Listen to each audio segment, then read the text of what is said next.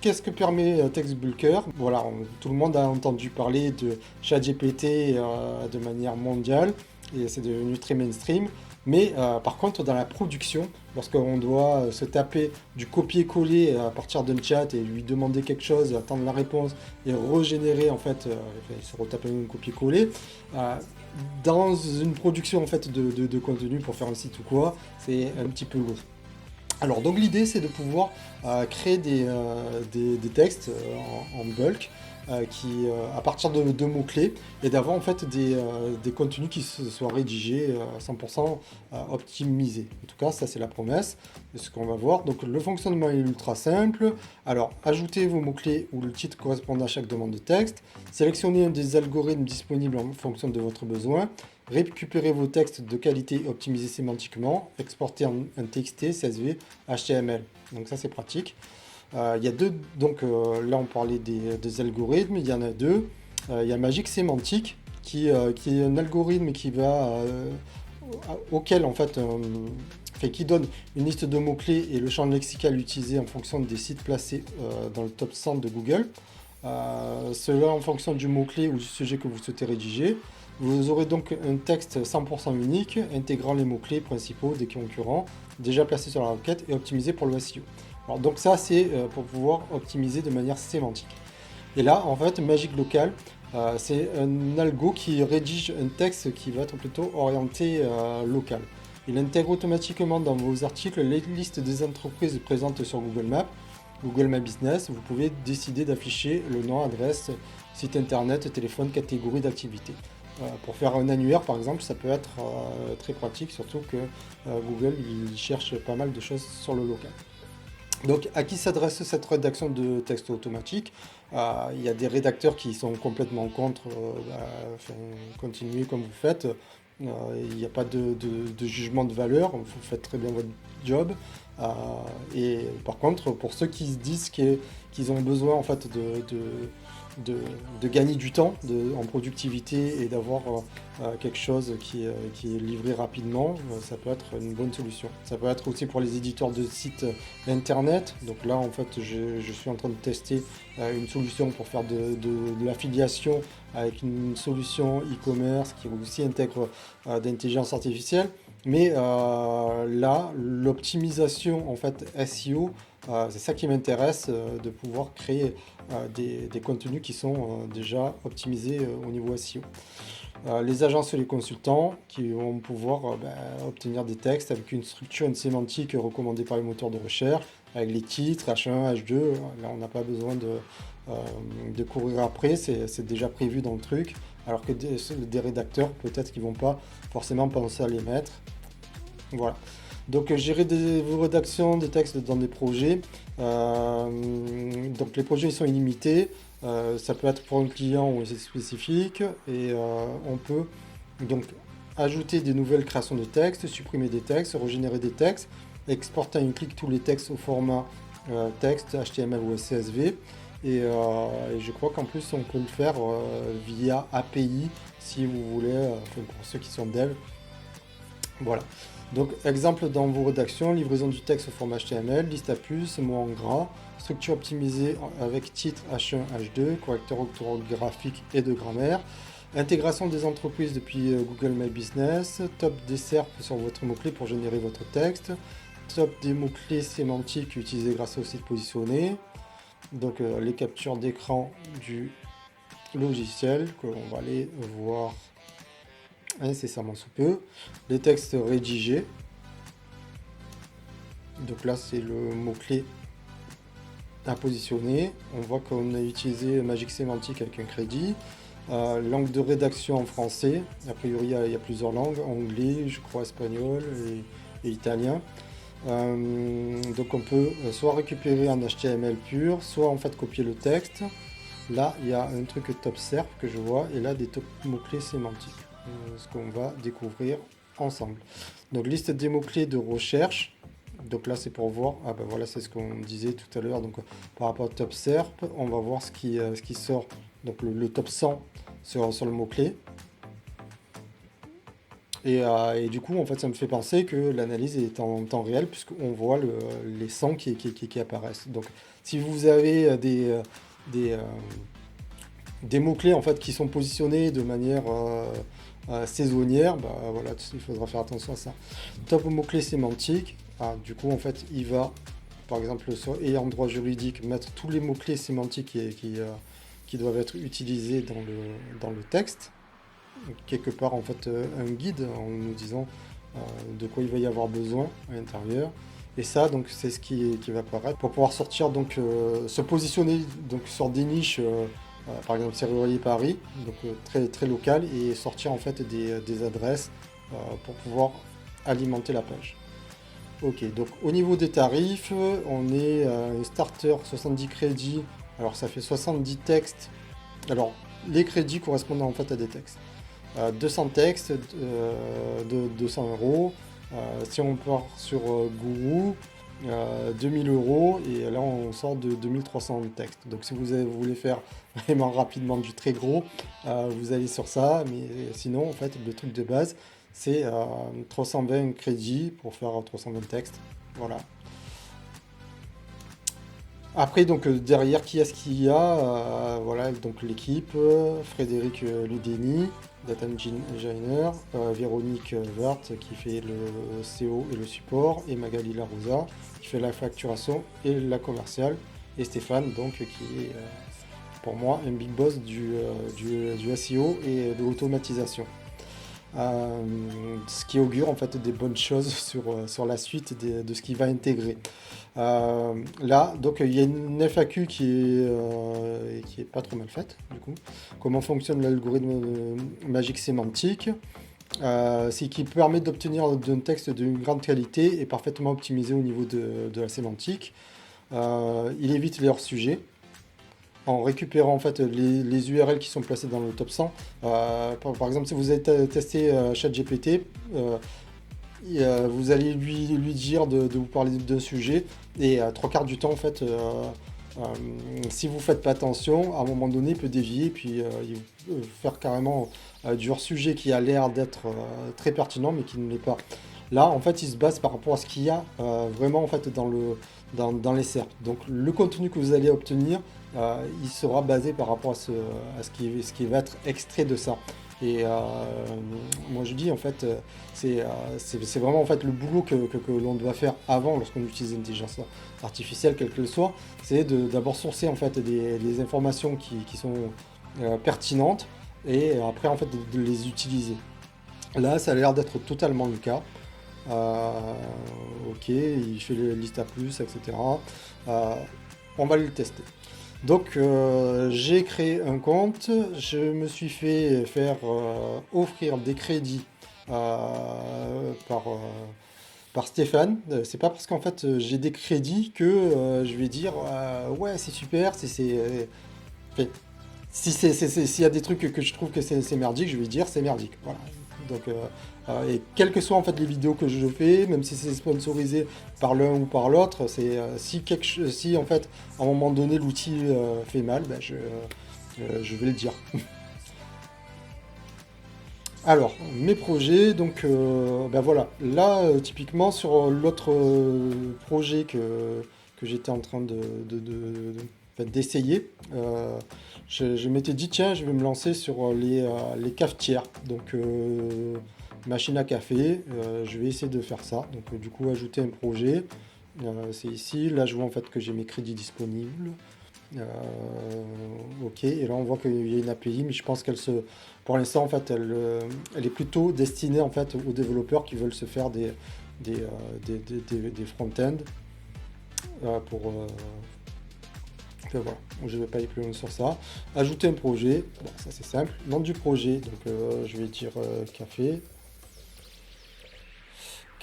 s'il vous plaît. C'est mon nom du projet, donc là c'est vente en ligne de machine à café. Alors là, je vais utiliser donc un crédit, donc j'en ai 200, ça veut dire que je peux en faire 200. Algorithme de création magique sémantique, langue de rédaction, donc ben, voilà, ça va être le français. Liste des mots-clés, texte pour rédaction, une expression par ligne max. Je sais pas, donc je vais marquer cafetière. Je vais aller à la ligne, je vais dire machine espresso. Euh, je rajoute, je vais essayer de préciser, cafetière à 2Z. Euh, machine à café en grain. Bon, on va dire que ça c'est juste pour l'orienter, c'est lui qui est censé en fait me donner les choses. Je vais utiliser 4 crédits, essayer d'ajouter des listes à plus, ouais, ok. Sauvegarder donc les textes. Là, du coup, on a le truc qui s'est lancé, mon nom de projet qui est là.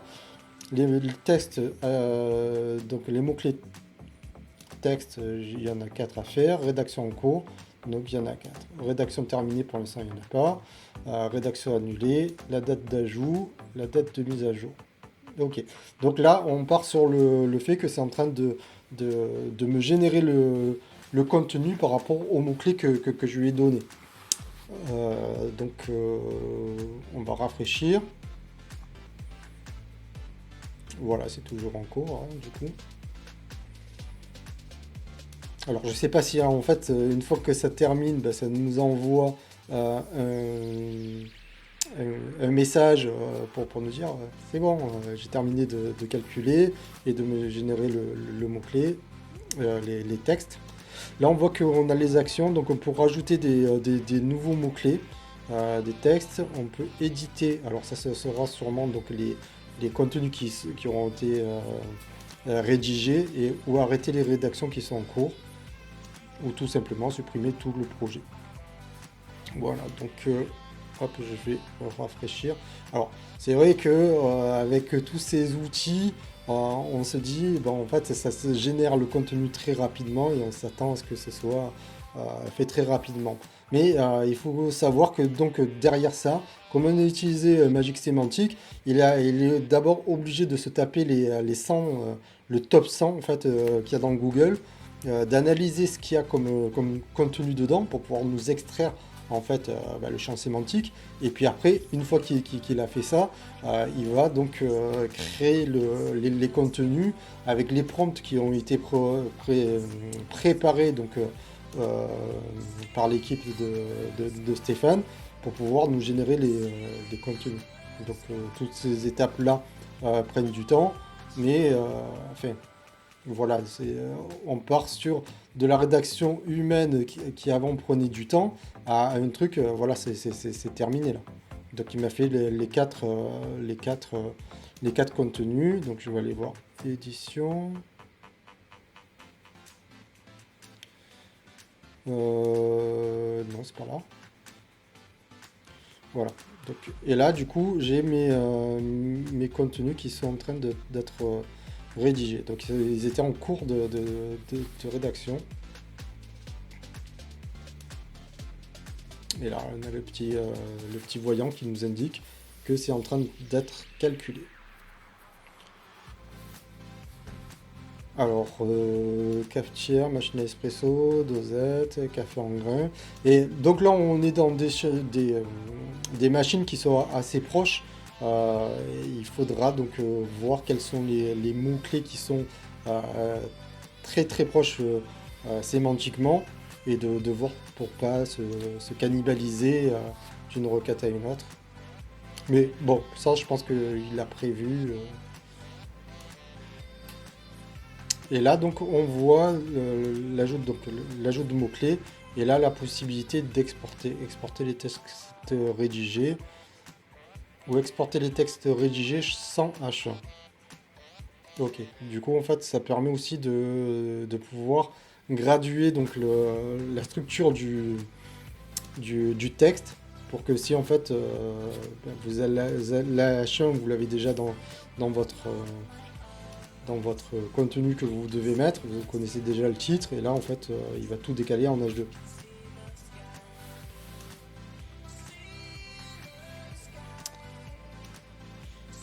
rafraîchir. Voilà, là il en a déjà écrit deux. Rédaction terminée. Donc on peut voir la rédaction. Donc ici, on voit le nombre de mots. 647. Alors il y en a qui disent ouais il faut que le contenu soit long. Pas forcément en fait, ça va dépendre de où est-ce que vous allez coller ce texte. Si c'est sur un texte que je vais mettre par exemple dans ma catégorie, bah, non, si en fait je vais mettre plus en avant les produits, bah, j'ai pas besoin de produire des textes qui fassent 2 km. Et après, en fait, c'est de décider à quel endroit en fait on va mettre le contenu. Alors si je vais voir le résultat, qu'est-ce qu'une cafetière et comment en choisir une? Ben voilà, on est déjà dans un truc qui est assez classique, mais voilà, là on me parle des différents types de cafetières et voilà, là, cafetière classique ou à piston, la machine espresso, la cafetière à dosette, la cafetière automatique, la cafetière avec broyeur intégré, ben, potentiellement, ça, en fait, je vais pouvoir m'en resservir pour pouvoir le mettre dans la liste des mots-clés à travailler et pour qu'il aille vraiment un peu plus dans le détail pour les types de cafetières. Ça va me permettre de faire des backlinks, de faire mon maillage interne, on va dire, pour pouvoir pousser vraiment la catégorie de type de cafetière, quoi. Comment choisir sa cafetière, donc les trucs, hein, ok. Alors voilà, ça c'est déjà un premier texte. Alors si je regarde en fait le top des SERP, je vais voir la tête de ce qui a été scrappé et je peux voir en fait ce qui me comment dire, ce qui me parle en fait, ce qui me parle et sur lequel je me dis tiens là il y a peut-être un truc à récupérer parce que bah, je sais pas, machine à grains, peut-être que sur mon texte précédent je l'ai pas trop vu. Voilà. Et après, donc, les top mots-clés, c'est sémantique. Alors ça, ce qui est bien, c'est que, voilà, donc on a le classement, en fait, des mots-clés.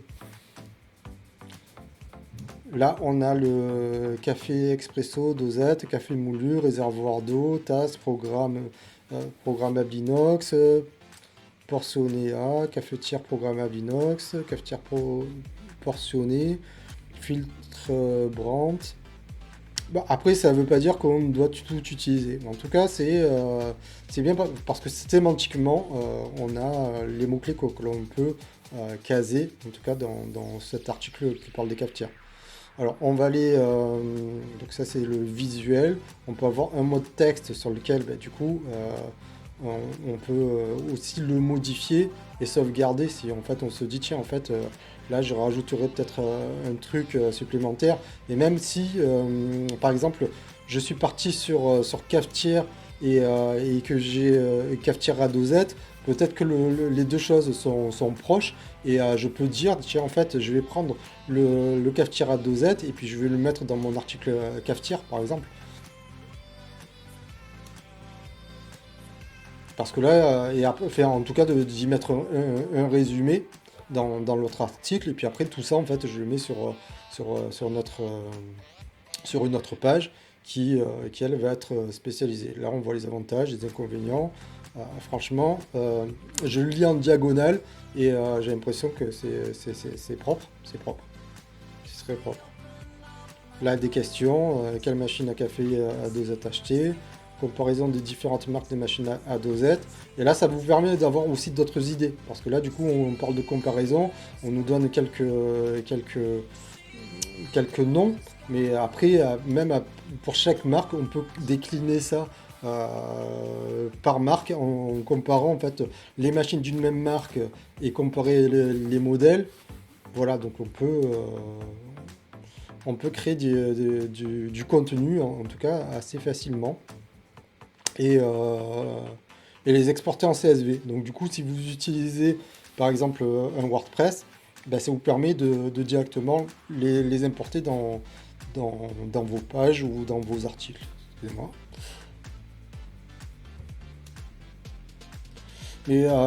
C'est hyper rapide. C'est hyper rapide. Donc si je retourne là et je me dis machine expresso. Donc machine expresso c'est celui qui m'intéressait à la base. qui était le plus...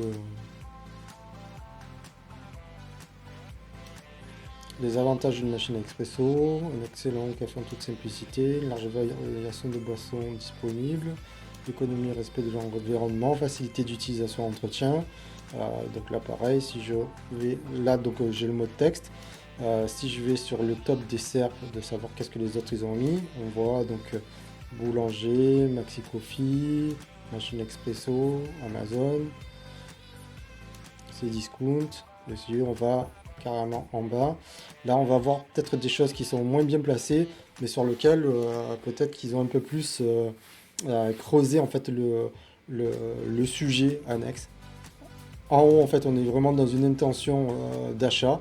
Mais par contre, si je commence à me dire, tiens, en fait, je dois écrire des articles de blog, bah, qu'est-ce que les autres, ils ont mis, en fait, ils se sont peut-être posé des questions bah, sur la fabrication, de comment c'est fabriqué, à quel endroit, et du coup, on peut trouver d'autres angles pour aller se positionner, quoi, en fait. Et pas forcément frontal comme un bourrin. Voilà, donc les mots-clés à utiliser. Ok, donc top mots-clés sémantiques, boisson, pression, réservoir, puissance, capsule. Alors, on retourne en arrière. Qu'est-ce qu'on a eu? Donc, machine à café en grain. Je vais le voir. Les avantages d'une machine à café en grain. Si on trouve que le truc il est trop à chaque fois similaire, bah, ça ne vous empêche pas en fait de les changer. Moi, ce qui m'intéresse en fait lorsque je génère du contenu avec l'AI, c'est d'avoir des idées. Et après, en fait, je peux même utiliser d'autres logiciels pour pouvoir compléter. Donc moi, par exemple, je suis très fan de Jasper, et parfois, en fait, Jasper, ou même ChatGPT, hein, ça va vous permettre de pouvoir juste écrire juste une partie qui vous manque. Mais là, vous avez 80% du travail qui est fait, quoi. Quel conseil pour choisir votre machine à café en grains? Et en plus, ils sont mis en gras, donc pour être mis en avant. Alors là, je commence à peine et je me dis que ouais, il y a du bon boulot. C'est-à-dire que là, on n'est pas que sur du texte. Le texte, il est vraiment en fait séparé. C'est vraiment en fait naturel dans la manière dont on lit les contenus. Les trois quarts en fait de ceux qui font du contenu avec l'intelligence artificielle, bah, souvent on a des gros blocs qui sont difficilement lisibles. Mais là, par exemple, si je dois mettre ça sur un e-commerce, ça va être beaucoup plus digeste. Ça va être beaucoup plus digeste, c'est aéré, on voit qu'il y a des points. Et aussi, on a des questions et, donc, qui vont correspondre en fait aux intentions des utilisateurs. C'est comment je vais entretenir ma machine à grains. Voilà, donc c'est un peu court comme, euh, comme test, mais franchement, il n'y a pas besoin de tergiverser pendant des heures, hein. Là, je lui ai mis en fait une liste de mots-clés. Il m'a sorti ce que j'avais besoin de sortir. Euh, alors, je vous montre le, le, le site que je suis en train de faire, sur lequel en fait j'ai mis des machines et sur lequel bah, j'espère après donc qu'il aille se positionner sur les produits. Euh, sur les produits d'abord en tant que produit pour les commerces, mais après qu'il puisse aller se sortir sur les contenus. Et donc, pour pouvoir les appuyer, bah, je vais sûrement utiliser donc, Text Bulker pour pouvoir, en tout cas pour ce projet-là, ça me permettra de faire un test et puis de faire un retour de comment ça se positionne. Alors, je vais essayer de ne pas faire de backlink justement pour pouvoir vérifier que c'est juste le contenu qui permet d'aller se positionner. On a donc là, pas un vrai site d'e-commerce, c'est de l'affiliation. Donc la solution Evolup, vous verrez donc que j'ai fait une autre vidéo où j'explique le concept. Et voilà, donc je vous redonne rendez-vous bientôt pour voir si, enfin, si cette solution de text bulker fonctionne bien ou pas. Et comme on a aussi la possibilité donc d'exporter exporter les textes.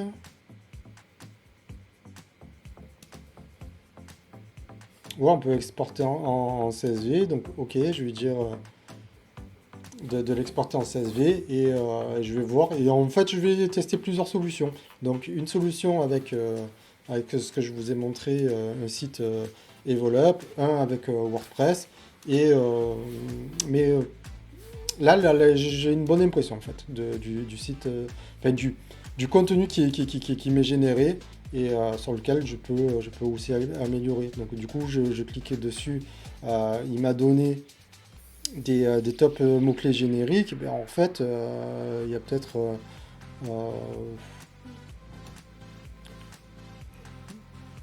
une broyeur à grains, ouais, allez, machine à grains.